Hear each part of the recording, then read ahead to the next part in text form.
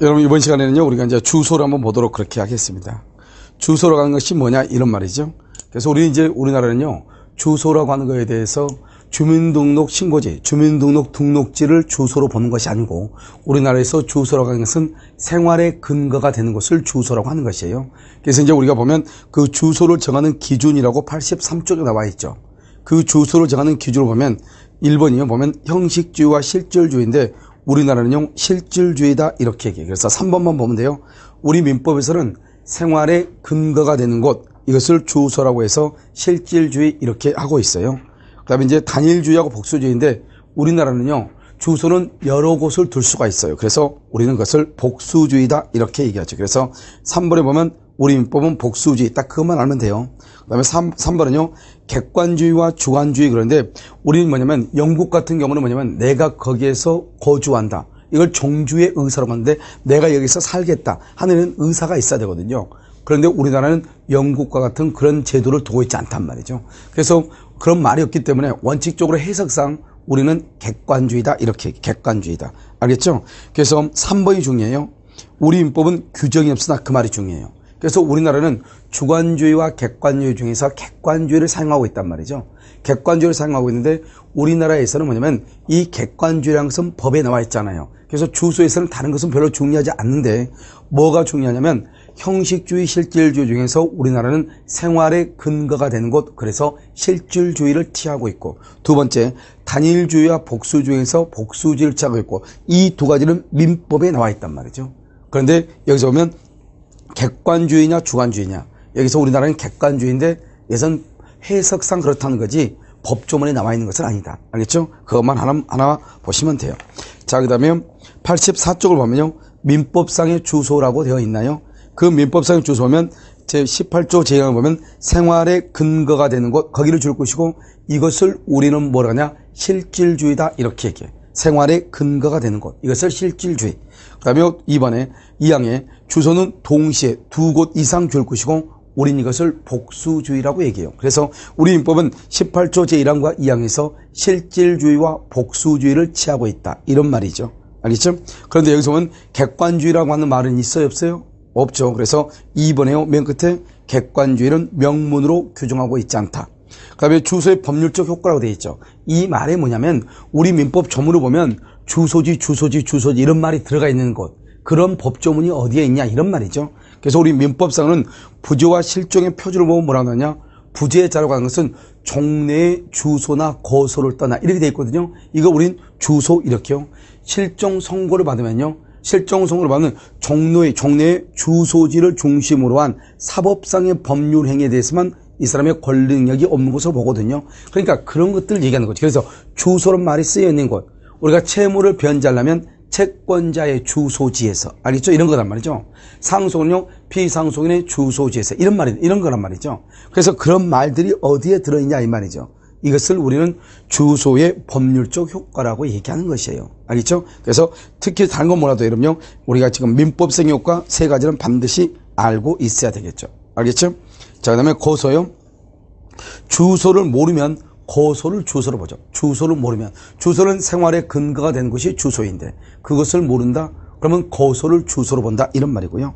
그 다음에 고소라는 것은 국내에 주소가 없는 자 있죠. 왜냐하면 생활의 근거가 되는 것이 없다 이 말이죠. 그런 자에게는 고소를 주소로 본다 이런 말이죠.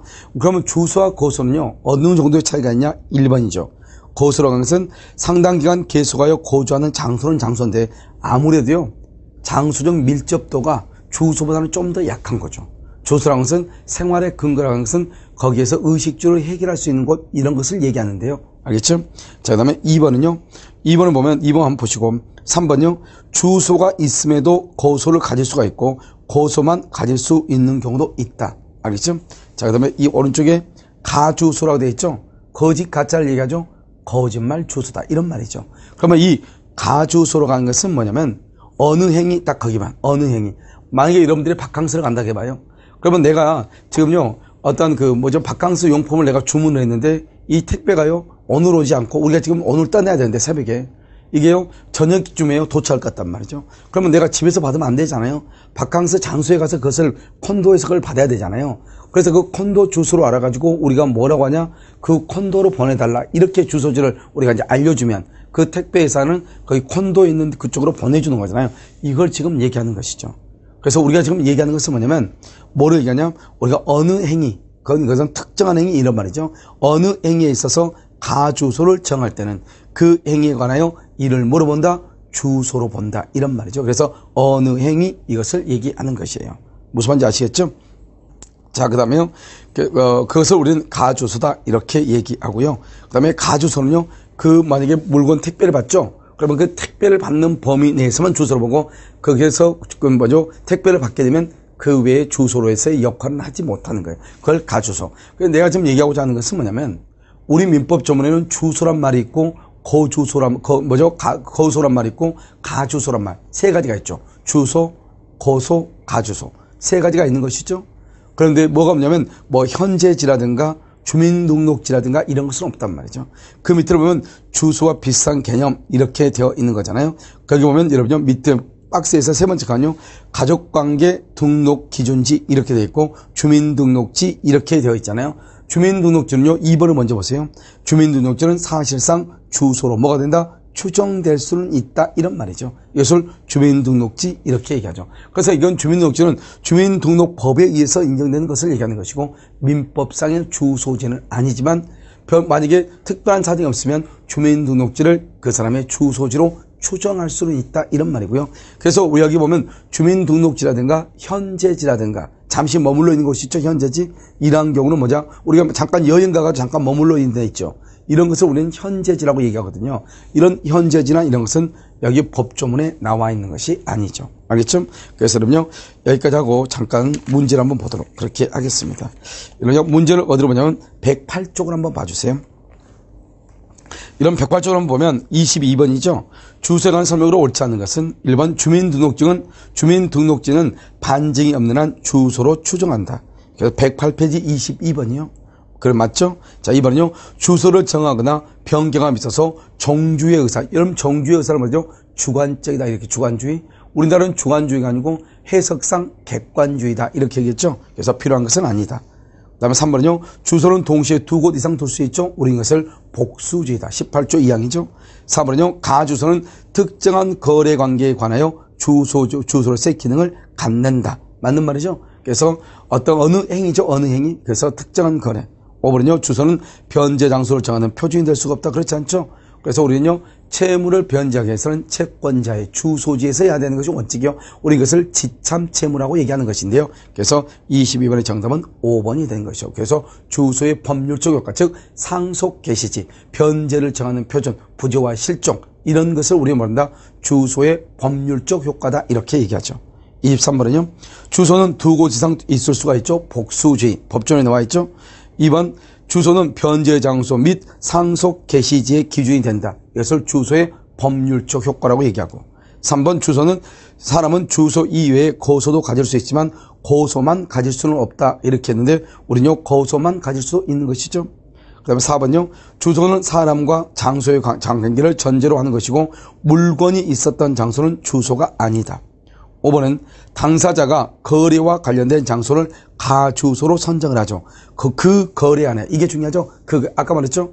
바캉스 요금을 받는 것이 하나야 이런 말이죠. 그 거래 안하여 주소로서의 효과가 발생한다. 그래서 23번의 정답은 3번이 되는 것이죠. 자, 24번은요. 옳지 않은 것은요. 주소는 동시에 두 곳 이상 있을 수가 있죠. 복수지. 2번 주소를 알 수 없는 경우는 거소를 주소로 보는 것이고 3번 주소란 사람의 생활의 근거. 이것을 우리 말하죠. 실질주의다. 실질주의. 그래서 우리나라는 실질주의와 복수주의는 민법의 규정을 두고 있고 그 다음에 객관주의는 민법의 규정을 두고 있는 것이 아니다. 그 다음에 4번 주소는 부조와 실종이나 변제 장소를 정하는 표준이나 상속 개시지의 기준이 되는 것이다. 5번은요. 어느 법률행위 그러면 가주소죠. 어느 법률행위에 대해서 가주소를 정할 때는 그 행위에 관해 이를 주소로 본다죠. 본다. 우리는 본다라는 말이 뭐냐? 본다는 의제한다, 간주한다는 말이고 이것과 비교가 되는 게 추정한다죠. 그래서 추정한다 그러면 안 되죠. 본다, 의제한다, 간주한다 이렇게 얘기를 하죠. 그래서 24번에요. 24번의 정답은 5번이 된 것이 이런 것들은 이제 이런 법조문에서 상당히